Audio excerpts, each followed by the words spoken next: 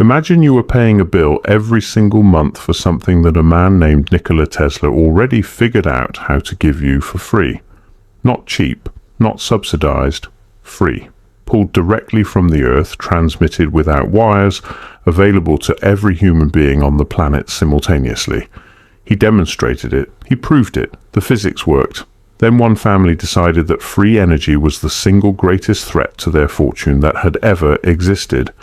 And within a decade, Tesla was broke, his laboratory was in ashes, and the system that replaced his vision had a meter on it, a meter that has been running ever since. This is not a conspiracy theory. This is a business history. The names are real, the documents are real, the money is real, and by the time this video is over, you will understand exactly how the American electrical grid was not built to serve you. It was built to bill you. Stay with us because today we are pulling back the curtain on one of the greatest economic coups in the history of the modern world. To understand what was lost, you first have to understand what existed before the theft. In the 1880s, electricity was not a utility. It was a wonder. The first central power station in the United States, Thomas Edison's Pearl Street Station in Lower Manhattan, opened in September of 1882. It served 59 customers. It covered roughly 1 square mile. And to receive power from it, you needed to be physically connected to it by copper wire buried under the street. Edison's model was, in every meaningful sense, a gas lamp company with better fuel. You paid for the electricity the same way you paid for coal or kerosene. You burned it, you measured it, you got billed. The meter was built into the concept from day one. Edison was a brilliant inventor, but he was also a businessman who had investors to satisfy and a revenue model to protect. Across the Atlantic, a young Serbian mathematician and physicist named Nikola Tesla was looking at the same problem from a completely different angle. Tesla was not thinking about how to sell electricity. He was thinking about what electricity actually was. Tesla had already developed alternating current, which we know today as a C-power, the system that actually runs the entire modern world. He had done this while working for Edison, who rejected it completely. Edison preferred direct current, DC, because he had already built his entire business around it. The conflict between them became known as the War of Currents, and it is one of the most consequential business disputes in American history.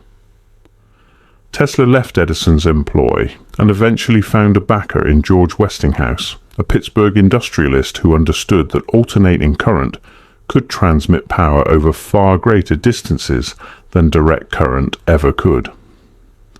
The Westinghouse-Tesla partnership won the contract to electrify the 1893 World's Columbian Exposition in Chicago. Over 100,000 light bulbs illuminated the fair using AC power, and the public was transfixed. The following year, Westinghouse and Tesla built the first major hydroelectric power station at Niagara Falls, transmitting electricity 26 miles to the city of Buffalo, New York. It was the largest electrical project in human history up to that point. A C-power won the War of Currents. Edison's D-CAM-C model was commercially dead within a decade. But Tesla was not finished, not even close. Because while everyone else was celebrating the transmission of electricity through wires, Tesla had been working in private on something that made wires irrelevant entirely. In 1899, Tesla moved to Colorado Springs and built a laboratory unlike anything that had existed before. The facility was equipped with a massive magnifying transmitter, an enormous resonant coil capable of producing electrical discharges of extraordinary power. The bolts of artificial lightning Tesla generated at Colorado Springs were so large and so loud that they could be seen from 10 miles away and heard from twice that distance. What Tesla was trying to do at Colorado Springs and later at Wardenclyffe Tower on Long Island was transmit electrical energy wirelessly through the Earth itself. His theory, which modern physicists largely accept as sound in principle, held that the Earth functioned as a giant conductor. If you could excite it at the right resonant frequency, you could pull energy from it at any point on the planet's surface, with the right receiver tuned to that frequency. The implications were staggering. If Tesla was right, and his Colorado Springs experiment strongly suggested he was, then every human being on Earth could access electrical power with nothing more than a properly tuned receiving device. No power lines, no central stations, no billing infrastructure, no meter, free electricity. Man, not free as in subsidized by some government program. Free as in the energy already exists in the Earth and the atmosphere, and the only thing you need is the knowledge of how to access it. Tesla found his patron for Wardenclyffe Tower in J.P. Morgan, the most powerful financier in American history. Morgan had already consolidated steel, railroads, and banking. He controlled companies that generated hundreds of millions of dollars per year. He agreed to fund Tesla's Long Island project to the tune of $150,000, which was an enormous sum in 1901. But Morgan made a critical assumption when he wrote that check. He assumed Tesla was building a wireless telegraph and telephone system, a competitor to Marconi's radio technology. That was a business model Morgan understood. You charge for the transmission, you control the infrastructure, you collect the fee.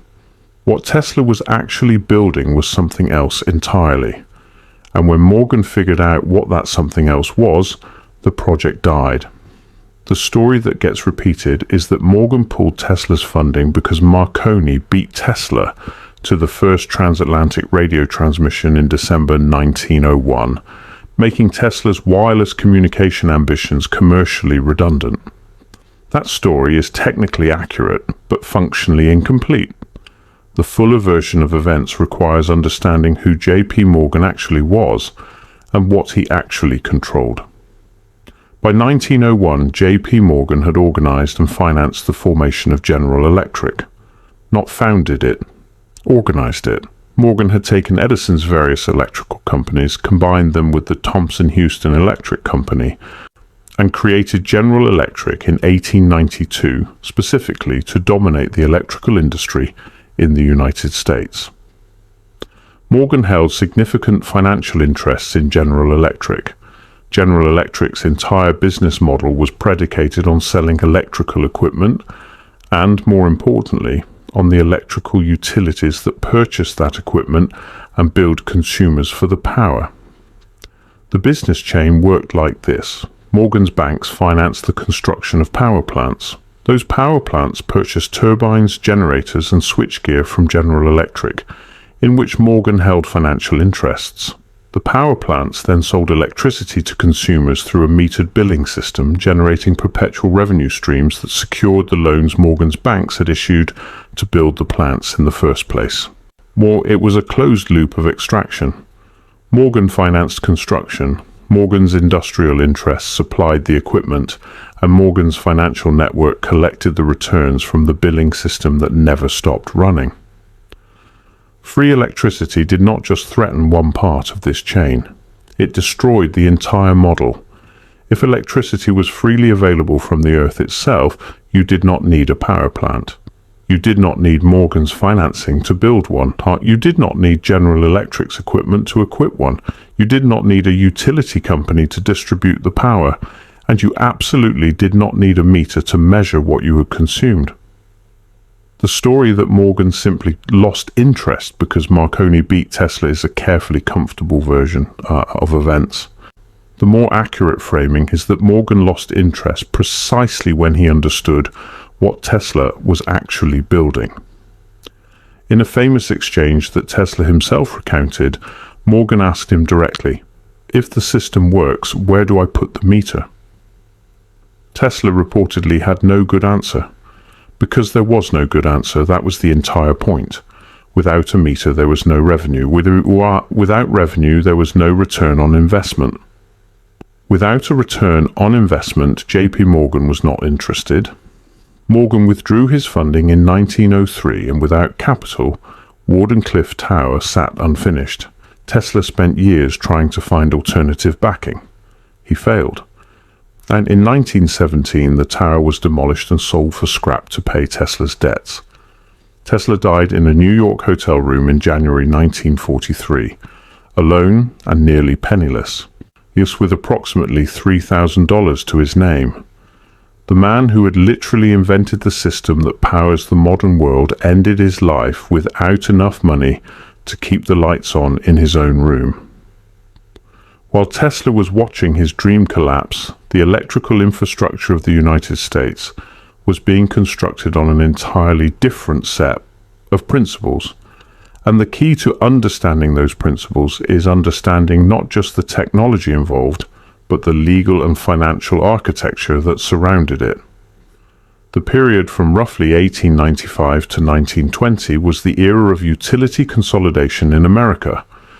Dozens of independent, locally owned electrical companies that had sprung up in cities across the country were being absorbed, merged, and folded into larger holding companies.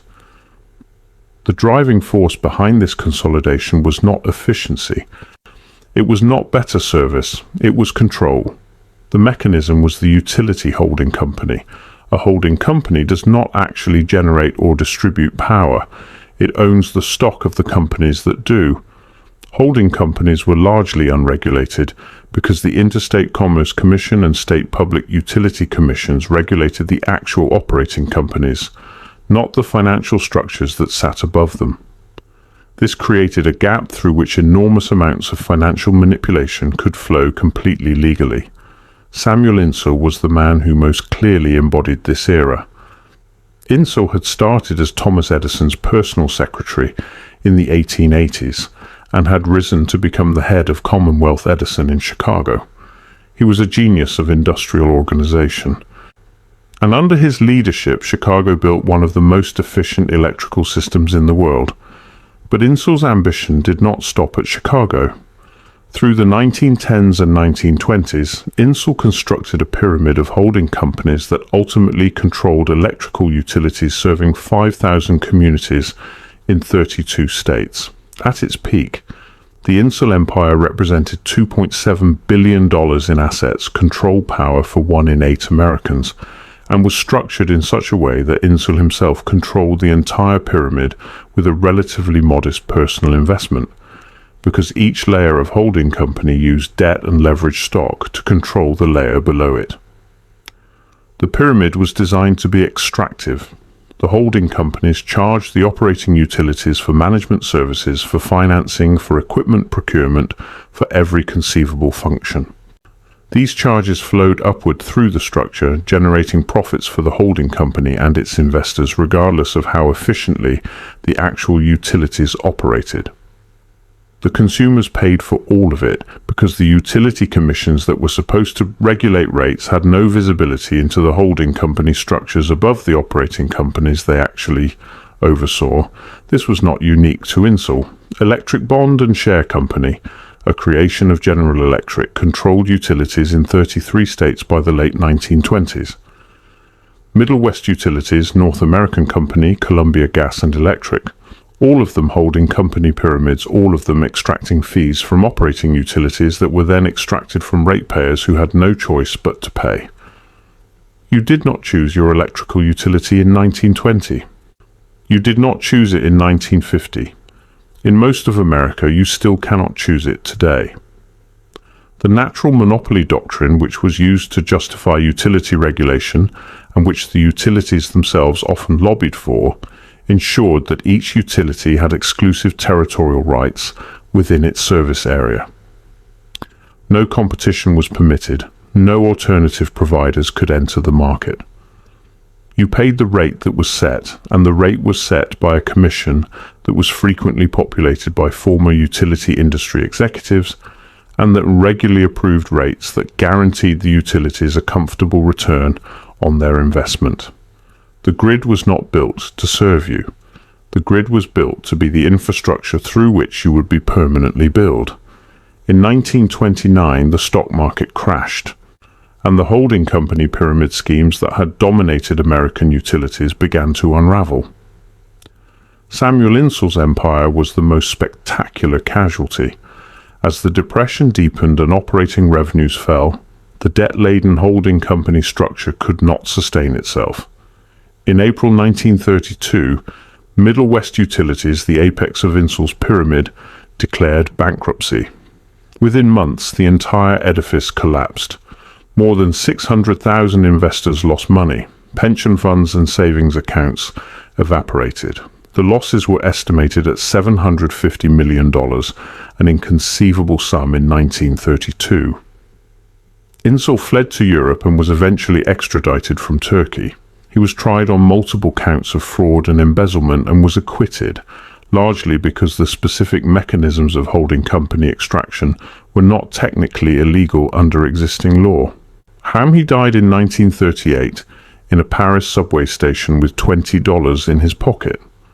The Insull collapse became the central political justification for the Public Utility Holding Company Act of 1935, one of the landmark New Deal reforms.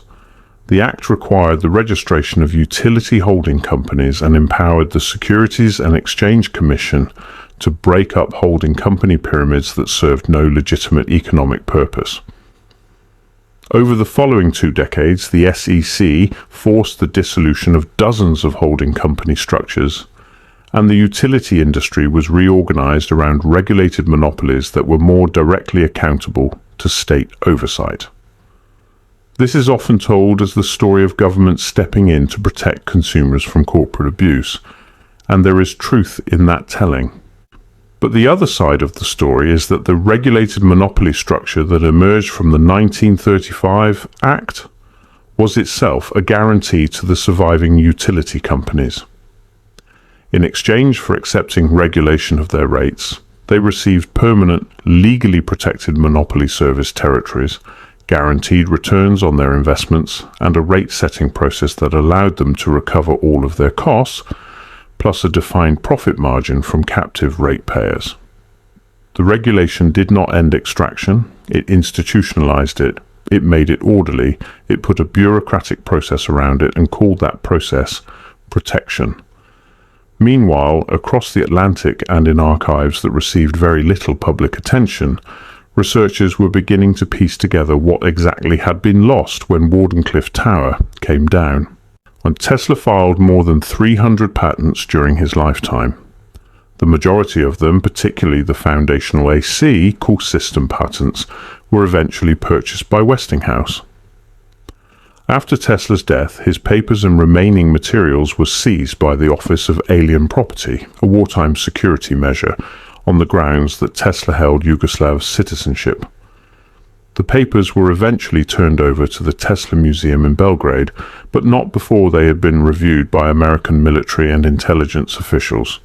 What the patents revealed, and what researchers have confirmed in the decades since, is that Tesla's wireless power transmission concept was not pseudo-science.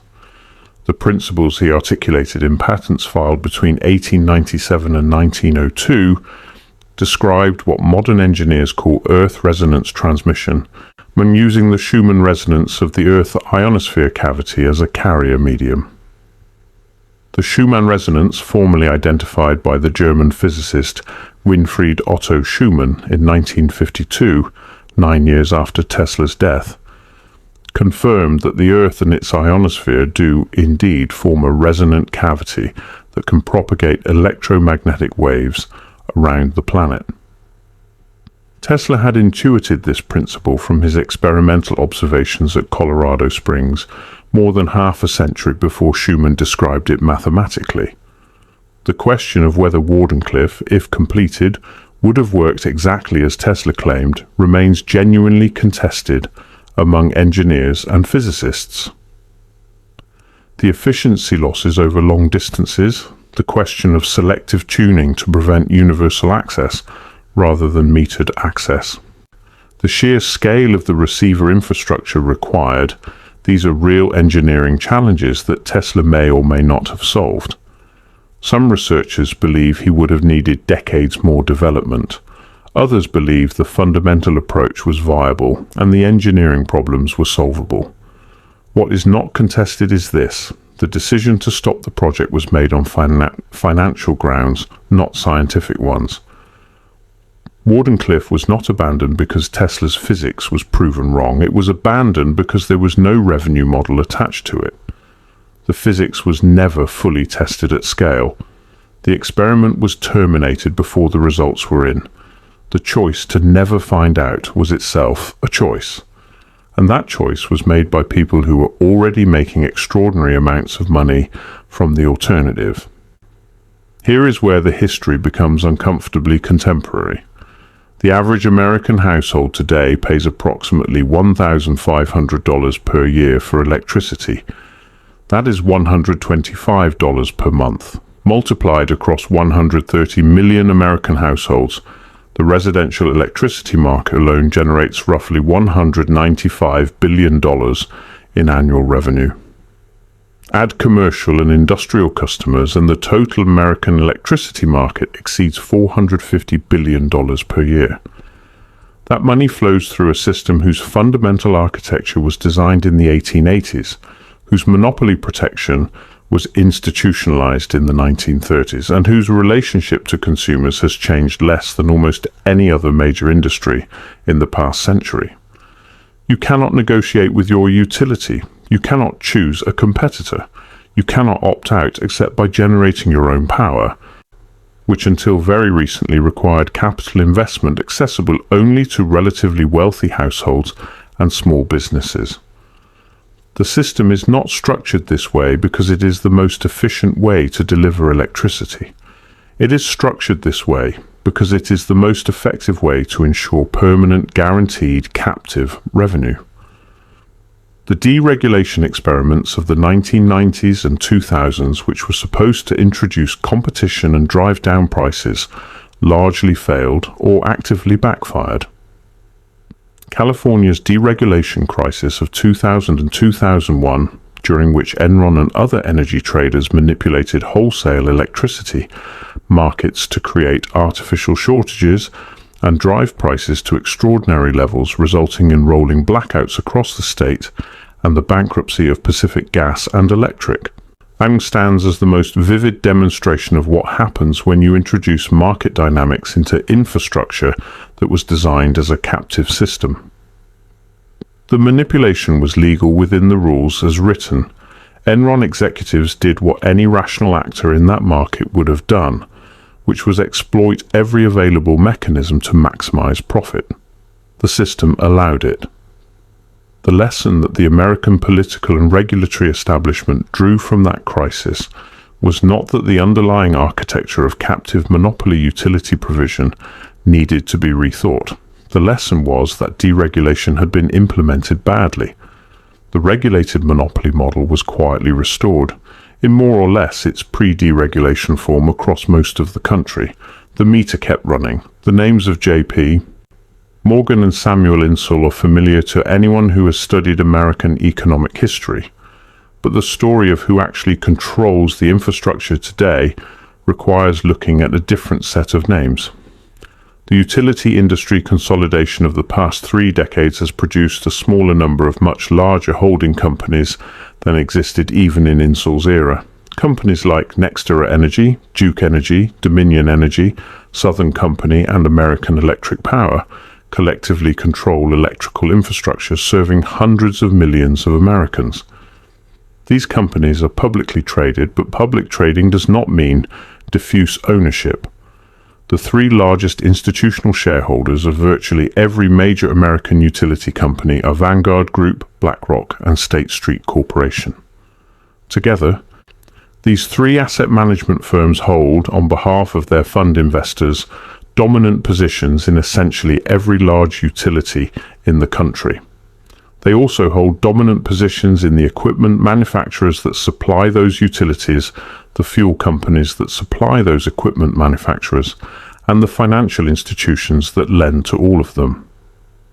The circularity of interest that characterized J.P. Morgan's relationship to the early electrical industry has not disappeared. It has become more abstract, more diffuse, and more legally sanitized. But the underlying structure in which the entities that finance infrastructure also benefit from the ongoing revenue that infrastructure generates, and also hold positions in the companies that supply that infrastructure, remains essentially intact. This is not a conspiracy.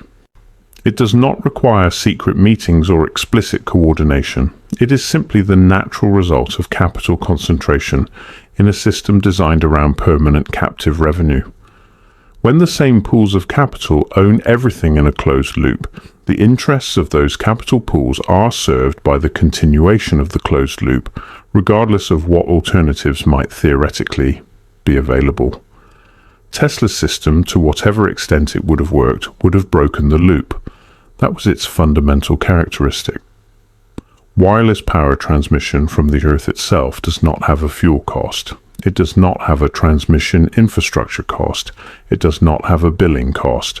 The only cost is the initial construction of the receiving infrastructure, and once built, that infrastructure serves its users indefinitely, without ongoing payment. This is not merely inconvenient for the existing system, it is existentially incompatible with it. Tesla is the most famous case, but he is not the only one. Edwin Howard Armstrong invented FM radio, which is technically superior to AM radio in almost every meaningful way. Armstrong spent years fighting RCA, which controlled AM broadcasting infrastructure, in a patent dispute that eventually broke him financially. He died by suicide in 1954, and RCA paid a settlement to his widow that was a fraction of what his patents were worth. AM radio was suppressed for decades because its widespread adoption would have made RCA's AM infrastructure investment commercially obsolete. Stanley Meyer claimed in the 1990s to have developed a water fuel cell that could split hydrogen from water using far less energy than conventional electrolysis required, effectively running an engine on water. He died suddenly in 1998 after reportedly telling associates at dinner that he had been poisoned. His technology was never independently replicated at the efficiencies he claimed.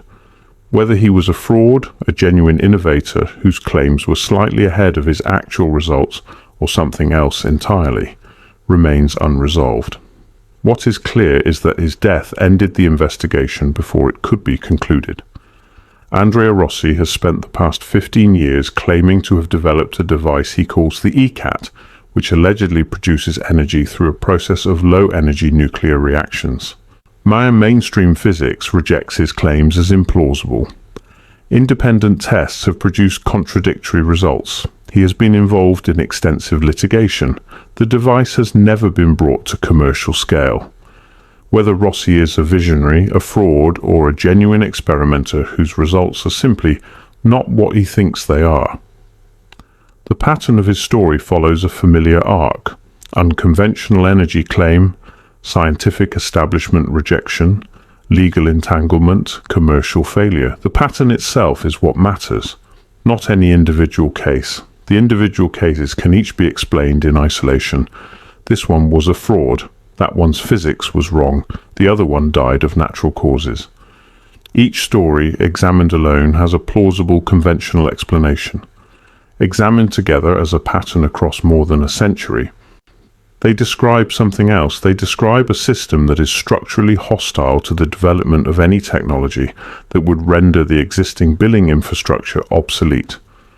Not because of a conspiracy, but because the existing infrastructure has enormous financial and political power, and financial and political power is naturally deployed in the defense of itself.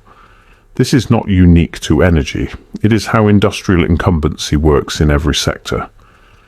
Pharmaceutical companies resisted cheap generic alternatives. Telecom incumbents fought municipal broadband. Automotive incumbents fought the right to sell electric vehicles directly to consumers. The pattern is the same. The specific mechanisms vary. The underlying logic is constant. In energy, the stakes are simply higher, because energy is not a consumer preference. It is not a luxury. It is the foundation of every other form of productive activity. Whoever controls access to energy controls at a fundamental level the cost of everything else.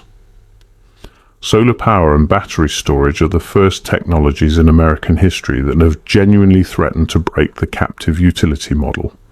A solar installation on your roof generates power from sunlight, which is genuinely free, and stores it in batteries for use when the sun is not shining. If the system is properly sized and the batteries are adequate, you can achieve genuine energy independence. The utility industry has fought this technology at every level. In Florida, the utility companies spent millions of dollars to defeat a 2016 ballot initiative that would have expanded consumer access to solar, mainly by funding a deceptive countermeasure that posed as a pro-solar initiative while actually limiting solar access. The deception was eventually exposed and widely reported, but the original initiative was defeated anyway. In states across the country, utilities have successfully lobbied state utility commissions to reduce or eliminate net metering, the system by which homeowners who generate excess solar power can sell it back to the grid at rates that make the economics of solar installation viable. When net metering rates are cut, the payback period for solar installation extends dramatically, making the economics marginal for most households. The argument the utilities make is that rooftop solar customers are free riding on the grid infrastructure that non-solar customers pay to maintain. There is a sliver of validity to this argument. There is a much larger amount of financial self-interest behind it. Tesla, the electric vehicle company, has nothing formally to do with Nikola Tesla beyond the name, but the parallel is instructive. The company spent years fighting state franchise laws that prohibited direct sales of vehicles to consumers, laws that had been written and lobbied for by automotive dealers. The laws had nothing to do with consumer safety or market efficiency. They existed to protect the revenue model of automotive dealerships. When a new technology threatens an existing revenue model, the existing revenue model fights back using the legal and political tools available to it. This is the permanent reality of infrastructure economics. The meter was put on electricity in the 1880s because there was money in metering it. The meter has been defended legally, politically, financially, and institutionally ever since. The Wardenclyffe Tower came down in 1917 not because free electricity was physically impossible, but because free electricity was economically inconvenient for the people who were already making money from metered electricity. Whether Tesla's specific vision would have worked exactly as he described it, we will never know. The experiment was stopped before it could be concluded, and the people who stopped it had, by any reasonable analysis, significant financial motivation for stopping it. Here is what we know. A man named Nikola Tesla spent the last decade of the 19th century and the first decade of the 20th century developing a system for the wireless transmission of electrical power that, by his account and by the account of his experimental results, would have made electrical energy freely available to every human being on Earth. He was not a fraud, he was not a crank. He was the inventor whose fundamental patents underlie every alternating current electrical system on the planet. His funding was withdrawn by the most powerful financier in American history at the precise moment when it became clear that the technology he was developing could not be monetized through a conventional billing model. In the decades that followed, the American electrical grid was built not as public infrastructure in any meaningful sense, but as a privately owned, legally protected, regulatory captured system for the generation of guaranteed returns from captive consumers who had no ability to choose alternatives. That system currently extracts more than $450 billion per year from American businesses and households, and a significant portion of that extraction flows to the same concentrated pools of capital that own positions in virtually every other major infrastructure asset in the country. The solar and battery storage revolution is the first genuine technological threat to this model in more than a century. It is being fought with exactly the tools you would expect: lobbying, regulatory capture, ballot measure manipulation, and the patient deployment of capital to ensure that the alternatives remain marginally more expensive than the incumbents, at least long enough for the incumbents to adapt or to buy the challengers. The meter that JP Morgan put on electricity is still running. It has been running for more than 140 years, and the bill it generates month after month in household after household flows back through a system designed in the 1880s by people who understood something very clearly. Free energy is not a scientific problem, it is an economic threat. And economic threats are not solved with physics. They are solved with lawyers and lobbyists and purchased legislatures and the patient, ruthless application of financial power to the defense of financial interest. The lights are on, the meter is running, the bill is in the mail, and somewhere in the archives of a demolished tower on Long Island, the ghost of a different world is still waiting to be built. That is the story they never taught you in economics class. If this video changed the way you think about who actually built the electrical grid and why, share it with someone who needs to hear it. Subscribe for more revisionist economic history, content that follows the money back to where it actually goes. And tell me in the comments, do you think Tesla's wireless power would have worked? Because that conversation is far from over. We will see you in the next one.